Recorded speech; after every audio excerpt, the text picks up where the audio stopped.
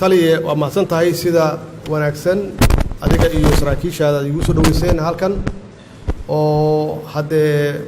si joogto ah ama si marmarka qaarkood aan kugu imaado inaan idin soo booqdo oo aan isxog wareysano oo aan xisaabtano maalintii halkan aan ku soo booqday April 12keedii sida xasuustaan si fiican baan wada hadalnay waa isxog wareysanay xog wareysiga waxa ka dhashay in ay sheegteen dhaliilaha jira iyo sida la rabo dhaliilahaas in loo saxo hawlaan kala qaadanay hawlihii aan kala qaadanay hadda 2 sano weeye waxaan halkan maanta idinku wada inaan xisaabtano cidii ka soo baxday hawsheeda iyo cid aan ka soo bixin aan dib u fiirino wixii dhacay wixii khaldamay aan isla aragno sidaan wax u sixi karno 2 sano soo socotana aan soo diyaarino waa xasuustaa qaarkiina waxaan laga yaabaa in xasuustaan waxaan ku wada hadalnay waxaad ii sheegteen dhibaatooyinka iyo duruufaha jira duruufahaas haddii la xaliyana muddo 2 sano ah dalka in shabaab looga xoreynayo anna waxba ay farteen inaan ka soo baxo anna waxba idin faray meeshaas waxaan ku kala qaadanay ballamo yaan ku kala qaadanay waxaad tiraahdeen ciidankan waa duruufaysan yahay muddo dheer mushahar ma qaadan dhibaatooyin badan yuu qabaa maxaan ku yiraahdaa rasaas la'aan iyo hub la'aan yaa jirta haddii intaas la xalliyo oo duruufaheenna waajibaadkeenna waa gudanayna halkan marka waxaan idinku yimid maanta inaan iswareysano oo isxog wareysano annaga wixii aad noo dirteen oo ahaa duruufihiinna inaan meel saarno oo ay kow ka ahayd mushaharaadka raashinka oo taxano ah oo aanan ahayn sida taqaaniin wax talantaali ah ama bildhaaf aanan ahayn oo aad noqotaan dee saraakiil sugta ama ciidan suga guud ahaan mushaharaadkooda iyo xuquuqdooda wakhtigii loogu talagalay in ay qaataan waajibaadkaas yaadna saarteen oo waxaad tidhahdeen annagana waa ka soo bixinaa inaan cadowga ummadda soomaaliyed ka dulqaadno intaas ma xasuustaan weliba saraakiishii markaas joogtay taliyayaashii markaas joogay waxaan u sheegay waxaan la wadaagay khibraddayda marka 7 sano ka hor markii aan prime minister ka noqday ay shabaabku madaxtooyada hoosteeda iyo baar bulsho ay joogeen in duruufahan aad sheegteen oo kale ay qabeen oo markaasi taliyayaashii aan u yeeray oo iyo weliba amisom ay ii sheegeen intaad ii sheegteen 2 sano ka hor waxay ii sheegeen in ciidanku mushahar lahayn in raashin uusan lahayn haddii intaas loo xalliyo oo duruufahaas iyo dhibkaasi ku jiraan la xalliyo muddo 3 bilood ah inay xamar kaga saarayaan shabaab ilaahay waa noo fududeeyey intaan joogay waxaan xaqiijiyey bil walba iyadoon hore loo arag inay u helaan ciidamada qalabka sida ee geesiyaasha ah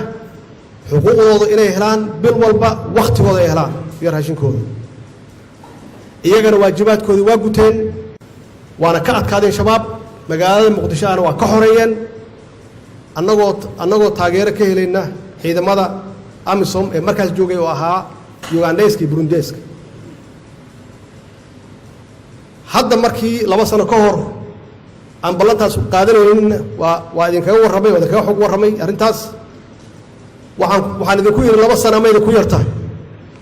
waxa ay igu tiraahdeen darees ka qaado iclaami dagaal 2 sano waddanka ku xoreeynaa haddii aad ka soo baxdo waajibaadkaaga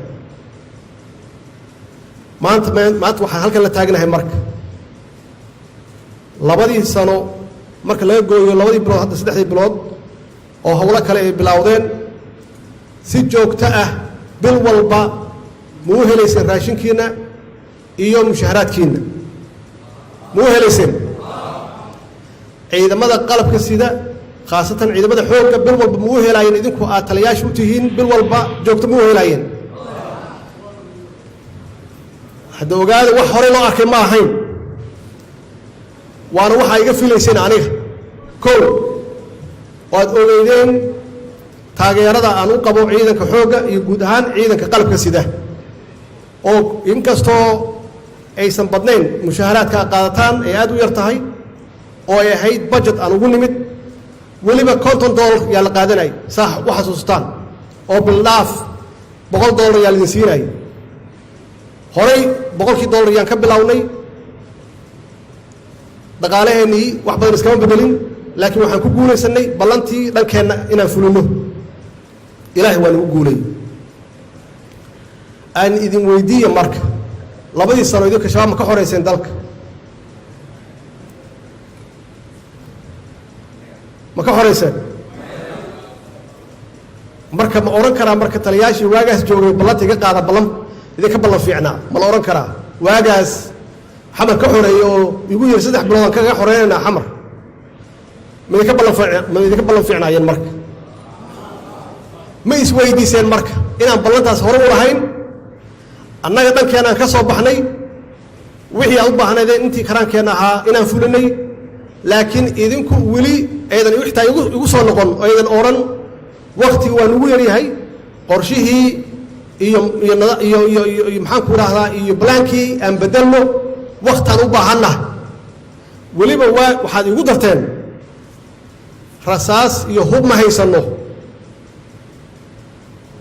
taasna waa fuliyey iyada naftigeeda alxamdulilah maanta dhib kama taagna arrinta hubka iyo rasaasta dhib kama taagna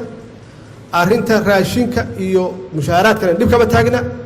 arrinta caafimaadkana dhib kama taagna soomaaliyana waxaa haystaa cadow aad u fara badan mid dibadeed iyo mid guda labadaba waa haystaa midka dibadda soomaaliya inay istaagto lama rabo sidaan inaad ku jirtaan ayaa la rabaa maxaa yeelay meesha aan ku naalno nimcada aan haysanno noloma ogola waxaa la rabaa in nalagu maamulo intaas adduunka oo dhan wax alla wixii kaa xoog badan yaa raba inay ku maamulaan iyagaana ku dagaalsan siday ku maamuli lahaayeen waxay saameyn ku leeyihiin dad walaalaheena ah oo dalka nala leh oo muwaadiniina oo shaqada u qabanaya weliba si xasilooni darro siyaasadeed iyo xasilooni darro dalka uu ugu jiro si dowladahaas iyo dadkaas shisheeye ay uga helaan wax alla waxay rabaan waxa la rabo oo sida aan nahay hadda ay tahay inaan ku jirno waxa weeye danta laga leeyahay waxa weeye wax walba oo nalaga rabo inaan yes niraahno oo qabkii iyo dadnimadii iyo damiirkii Soomaaliyeed aan meel iska dhigno sharafkii Soomaaliyeed aan meel iska dhigno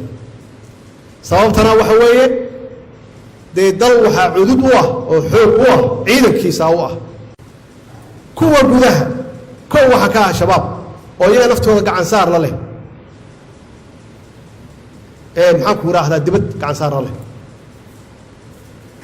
iyo dad kale oo runtii u arka